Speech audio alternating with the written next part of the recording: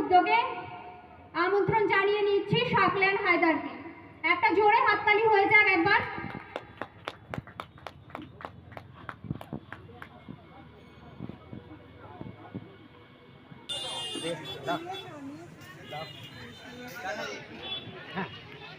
बावरिया संस्कृति যাচ্ছি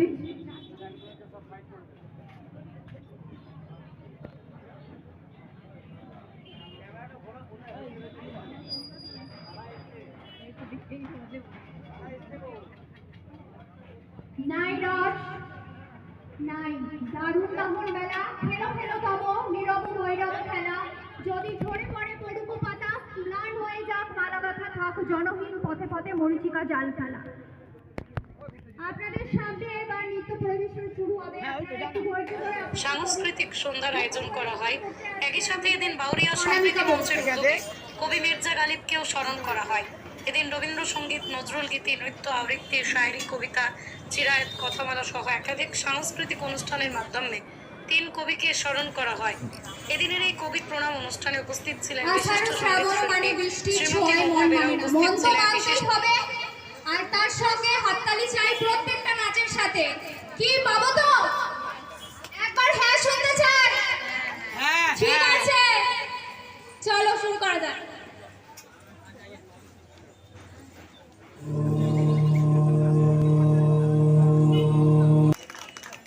চন্দনা রায় কিছু বলবে। চন্দনা দত্ত রায়।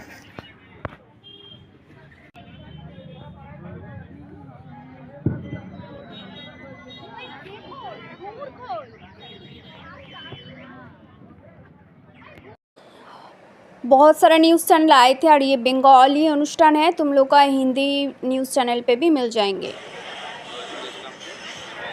ये जो बहुत बड़ा प्रोग्राम लोग यहाँ पे होता है ना, सबसे पहले हम लोग का फैमिली को ही बुलाया जाता है।